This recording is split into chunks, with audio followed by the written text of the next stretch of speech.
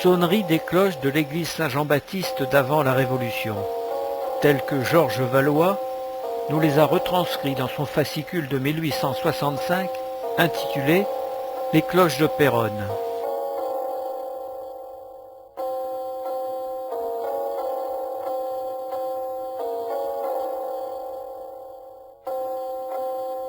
Façade de l'église Saint-Jean-Baptiste. L'église de style gothique flamboyante et sa tour sont construites avec des pierres calcaires provenant des carrières d'Éclusiers-sur-Somme. Sa construction débutera en 1509. Sa consécration aura lieu le 25 août 1525. Sa tour n'est pas présente sur la bannière du siège de Péronne de 1536, car elle ne sera terminée qu'en 1540, et la totalité de l'édifice en 1550.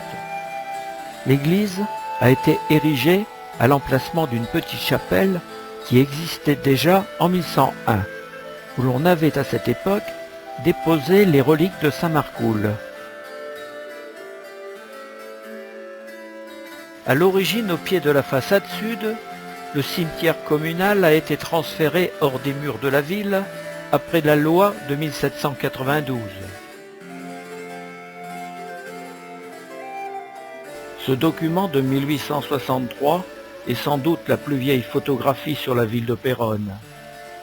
Lors de la destruction du beffroi en 1844, une menace d'écroulement, on récupère ces cloches dont la célèbre Bancloque de 1398 et on les installe à l'église. De même, sa vieille horloge datant de la même époque sera accrochée à la tour Saint-Jean.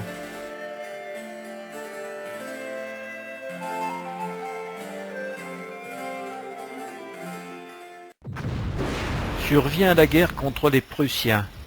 Péronne et sa garnison résistent, la ville est bombardée. Selon Gustave Ramon, l'invasion en Picardie, siège de Péronne, 6 à 8 000 obus furent lancés sur la ville les 28 et 29 décembre 1870. 104 maisons sont entièrement détruites, ainsi que l'hôpital, malgré ses drapeaux blancs à Croix-Rouge. L'église est ruinée. Les cloches ont fondu dans l'incendie du clocher et de la toiture. Les vitraux détruits. La vieille horloge disparue. Transpercées en mains endroits, les voûtes gothiques ont tenu, mais les dommages intérieurs sont importants. La paix rétablie, l'édifice religieux sera réparé. De nouvelles verrières et de nouvelles cloches seront installées.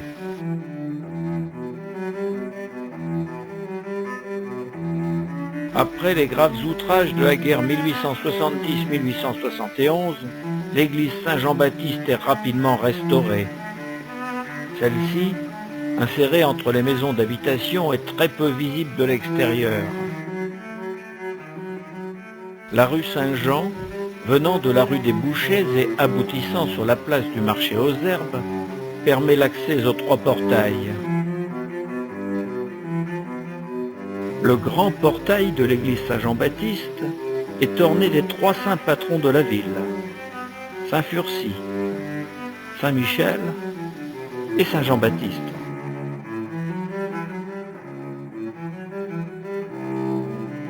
Alfred Ray dessinera l'église Saint-Jean-Baptiste vue de la rue Saint-Jean.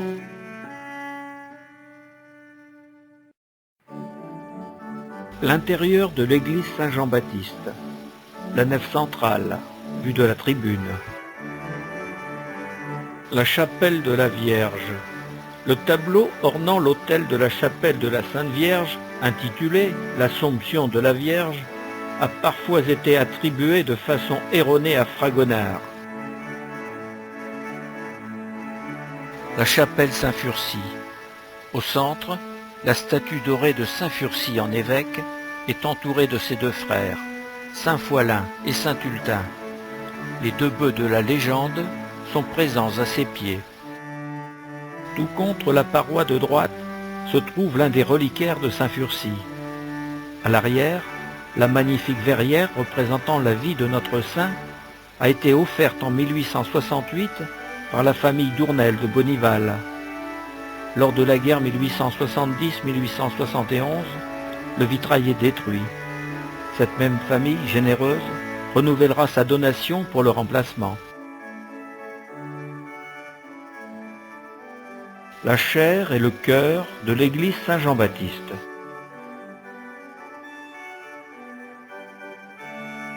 L'autel, surmonté d'un tabernacle tournant, date de 1630.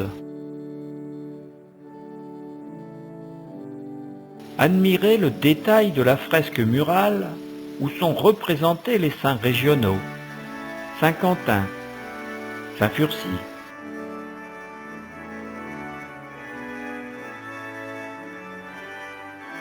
Pour clore le chœur, une grille en fer forgé est installée en 1775, financée par le lieutenant criminel au bailliage, Huet d'Hébécourt.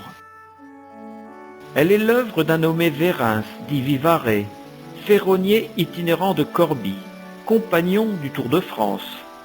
Elle sera classée monument historique le 25 septembre 1901.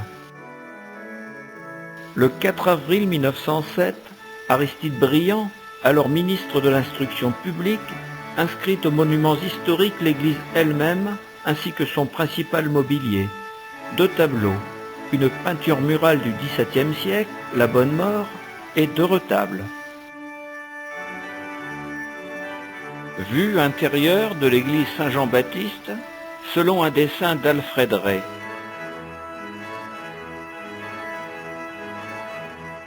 L'agrandissement d'une carte postale d'Édouard Souillard nous fait découvrir les magnifiques pendentifs ornant les voûtes de cette église paroissiale du XVIe siècle. Les 2 voûtes délicatement ouvragées et pendentifs ornent les arcs d'ogives de style gothique flamboyant.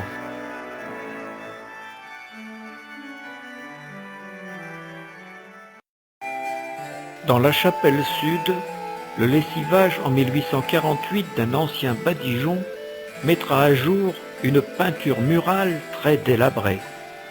Celle-ci représente La Bonne Mort. Le magasin pittoresque, premier mensuel français favorisant l'éducation populaire, en a fait en 1863 une description comme suit. Ce tableau mesure environ 5 mètres de largeur sur 6 de hauteur. Sur ses côtés, on y voit les donateurs peints de grandeur naturelle. À gauche, Jean Roussel. À droite, sa femme, Jacqueline Aubé. Et au-dessous, cette inscription. En honneur de Dieu et de la décoration de cette chapelle, noble homme maître Jean Roussel, conseiller du roi, lieutenant particulier civil et criminel au gouvernement et prévôté de Péronne, et dame Jacqueline Aubé, sa femme, ont fait faire ce tableau en 1601. Quelque temps après sa mise à jour, la peinture murale a été restaurée par Jules Dufour, peintre péronnais de l'atelier de Haussy. Une restauration minutieuse aura lieu en 2013, redonnant toute sa splendeur à cette œuvre de 1601.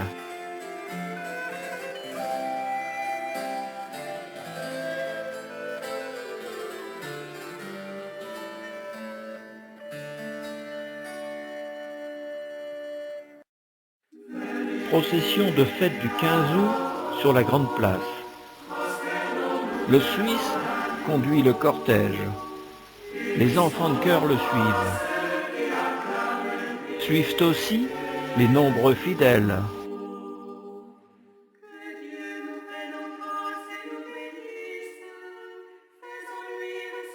Procession de la fête Dieu. Le Suisse est toujours en tête.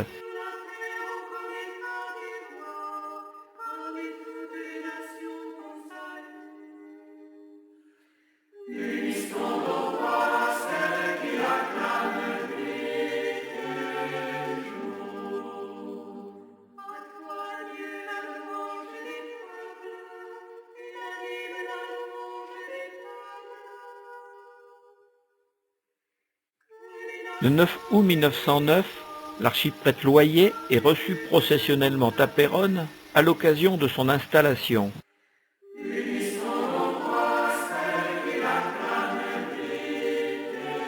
Le 3 avril 1910, devant les bureaux du journal de Péronne, Monseigneur Dizien, évêque d'Amiens, sort du congrès catholique diocésain.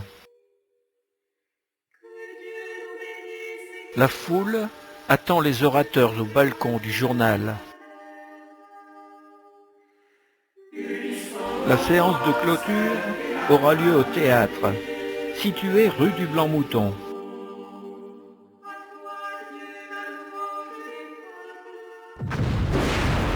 En ces temps d'occupation, la messe du dimanche réunit un nombre très important de fidèles.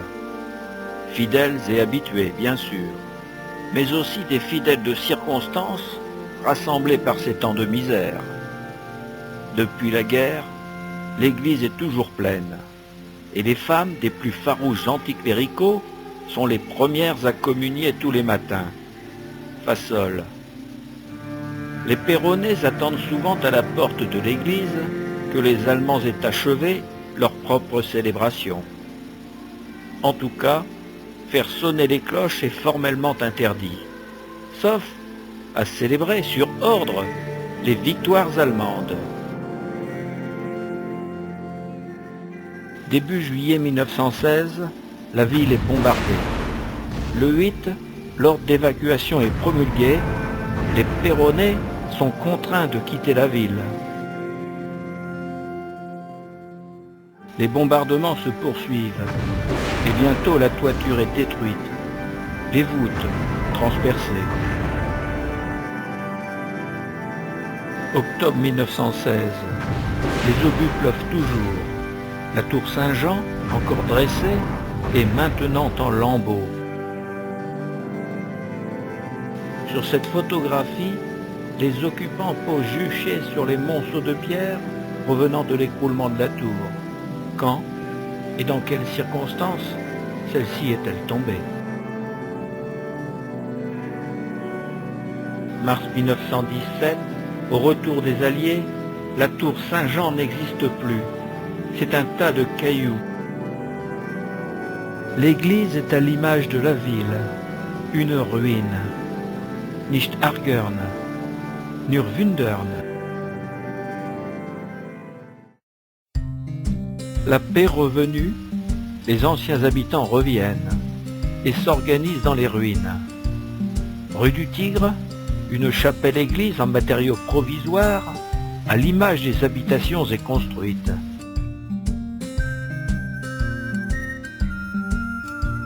Succédant à un bâtiment en bois et carton bitumé, la chapelle-église en briques de la rue du Tigre sera bénie le 27 août 1922 par Monseigneur Lecomte, évêque d'Amiens. La chapelle est encore vide. Monseigneur Lecomte, devant le presbytère, attend l'heure de la bénédiction.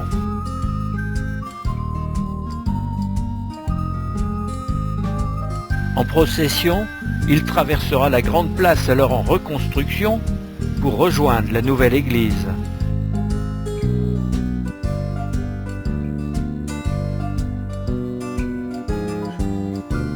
Précédé par l'archiprêtre Accard, Monseigneur pénètre dans l'édifice religieux, suivi des nombreux paroissiens.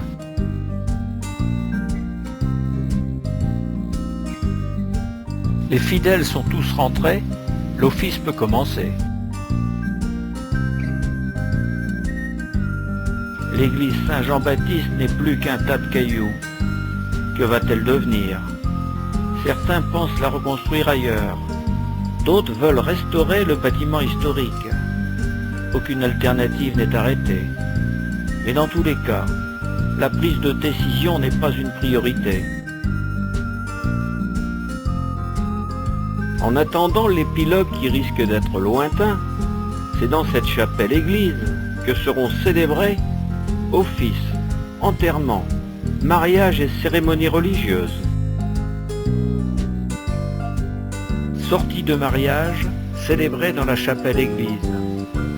Les jeunes mariés posent à côté de l'automobile qui va les transporter vers les salons où le banquet de la noce sera dressé. Les mariages se succèdent.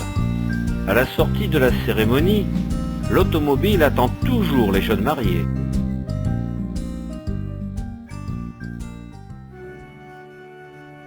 Il a fallu l'autorisation de l'architecte des monuments historiques pour photographier dans l'église en ruine les enfants faisant leur communion solennelle ce 15 juin 1921.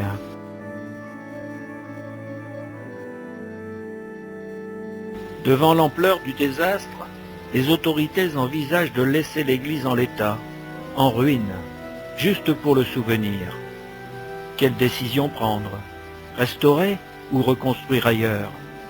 Il est vrai que dans le bâtiment religieux, seule une voûte, celle de la chapelle où se trouve la peinture murale, a été épargnée.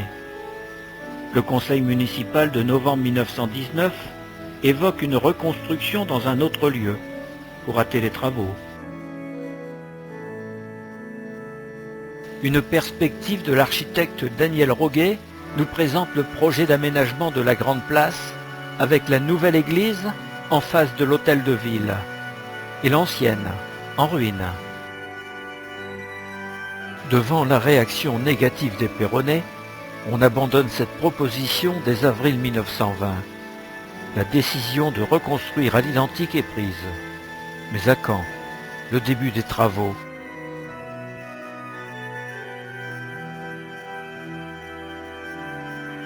Cérémonie religieuse dans l'église délabrée.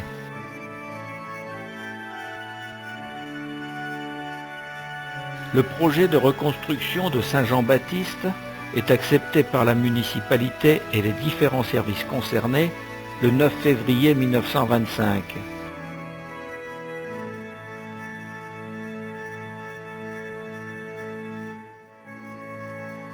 En attendant, les fidèles s'y recueillent toujours aussi nombreux, sous la pluie ou en plein soleil, mais toujours dans les courants d'air.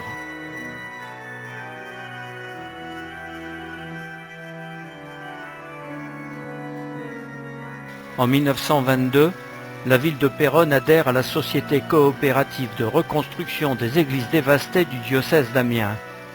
L'architecte en chef des monuments historiques, Henri Moreau, établit le projet de reconstruction, dessins et devis du 31 janvier 1925, qui seront approuvés le 7 mai 1926 par le conseil municipal. Le chantier de gros œuvres est réalisé de 1927 à 1932 avec pour mission de réemployer un maximum de matériaux d'origine, pierres anciennes et sculptées. Les pierres calcaires neuves proviennent des carrières de Saint-Maximin dans l'Oise, et l'on utilisera le béton armé dans les fermes de la Charpente et les Chéneaux. Le 25 mai 1928, on pose le coq au sommet du clocher de l'église Saint-Jean-Baptiste de Péronne. Les travaux de l'église sont en bonne voie. Tous les corps de métier s'activent à sa restauration. Marie Fouret, inaugurée square Saint-Jean le 1er juillet, observera, devant les échafaudages, l'avancement des travaux. Enfin, à l'atelier de l'artiste verrier de Paris, le travail des vitraux se poursuit sans discontinuer. En mai-juin, nous en verrons poser de nouveau. Charles Accard, bulletin paroissial mensuel, La Tour Saint-Jean, juin 1931. Même si le gros œuvre est terminé, les travaux de rénovation de l'église sont longs.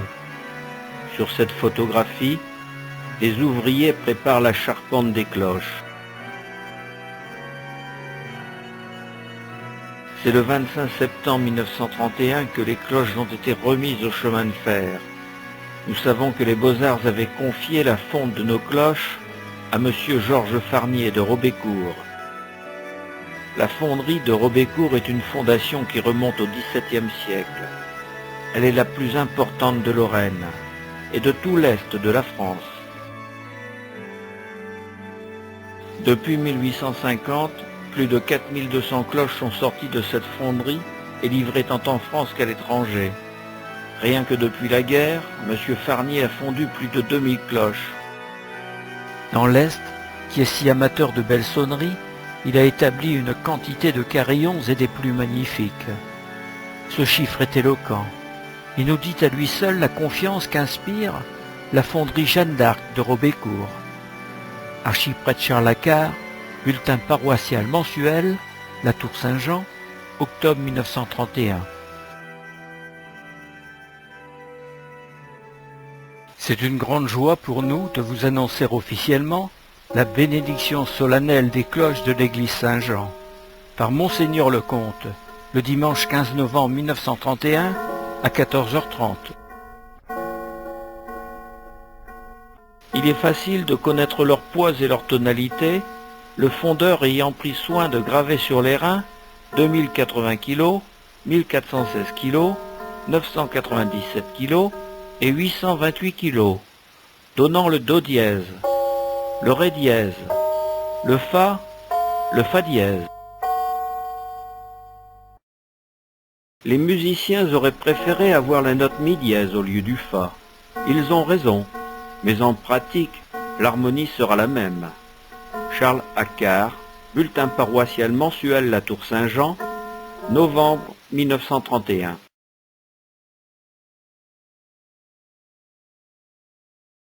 La paroisse Saint-Jean publiera une plaquette où seront précisés le nom des cloches, leurs parrains et marraines. La première se nomme Suzanne Émilie Françoise Marthe. La seconde, Chantal Élise Marguerite Marie Geneviève. La suivante, Monique Jeanne Magdeleine Lucie. La dernière, Christiane Henriette Jeanne Suzanne. Leurs parrains et marraines seront des personnalités marquantes de la ville. Une cinquième cloche plus discrète, destinée au monastère des Clarisses, sera bénie ce même jour, le 15 novembre 1931. Quant au coût de l'électrification des cloches, il sera pris en charge par la paroisse, les dommages de guerre ne finançant que ce qui existait avant-guerre. Façade de l'église Saint-Jean-Baptiste restaurée. Comme des stigmates douloureux du passé, quelques impacts de projectiles marquent à jamais la pierre. Survivante de la dernière guerre, on y découvre à droite la statue de Saint Paul tenant son épée, et à gauche, celle de Saint Pierre, brandissant les clés du paradis. Invisible sur la photographie, la loge située tout à droite, au coin de l'église, accueillera bientôt la statue de Sainte Radegonde. L'église reconstruite. Ça a été une grosse émotion le jeudi 14 janvier à midi d'entendre pour la première fois les cloches sonner dans la tour Saint-Jean. Au premier coup, de tous côtés, on accourt sur la place. On voit bien les larmes couler. C'est que nos nouvelles cloches éveillent tant de souvenirs. Souvenirs des jours heureux, souvenirs des jours malheureux. Grâce à Dieu, elles sonnent aujourd'hui joyeusement. Elles sonnent la résurrection de la ville, et avec elles nous pouvons chanter de bon cœur notre Alléluia. Bulletin paroissial, février 1932. Comme on peut le lire dans le bulletin paroissial La Tour Saint-Jean, et aussi dans le courrier de Péronne du 5 juillet 1932, une grande cérémonie religieuse est programmée avec faste le 10 juillet pour la bénédiction solennelle de l'église restaurée. Civils et religieux, laïcs et cléricaux dans un élan fraternel, s'uniront pour fêter la restauration à l'identique du plus vaste bâtiment de la cité. Marseillaise, prières liturgiques et sonneries des cloches vont retentir à la grande joie de tous. L'émotion sera immense. Aucun Péronais ne voudra manquer cet instant.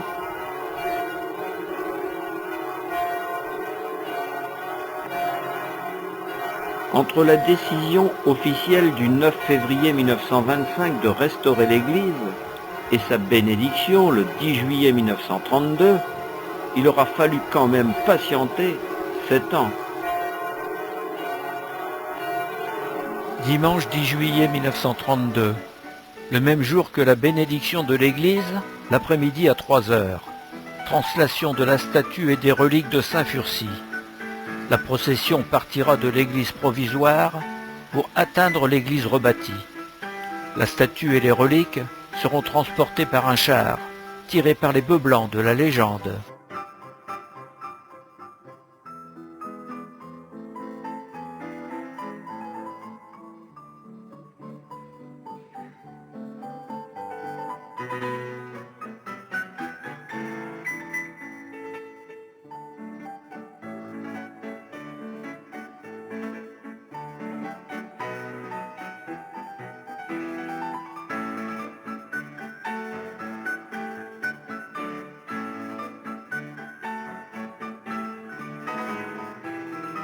Venu d'Amiens en automobile, Monseigneur Lecomte bénira la population.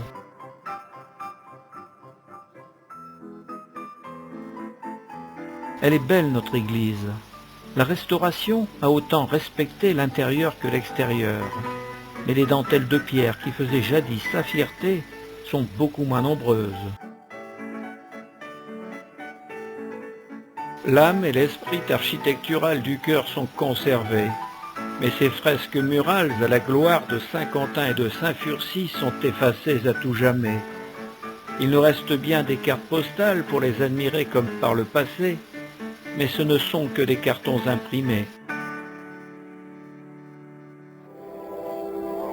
À la tribune, un orgue tout neuf de la maison Cavaillé-Coll sera inauguré le 2 juillet 1933 par Marcel Dupré, Grand Prix de Rome. Mademoiselle Ossard, aveugle et brillante musicienne, en devient titulaire.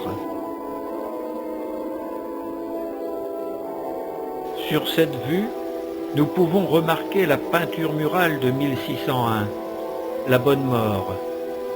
Dédiée avant-guerre à Sainte-Anne, cette chapelle à la peinture murale est dorénavant celle de Saint-Furcy.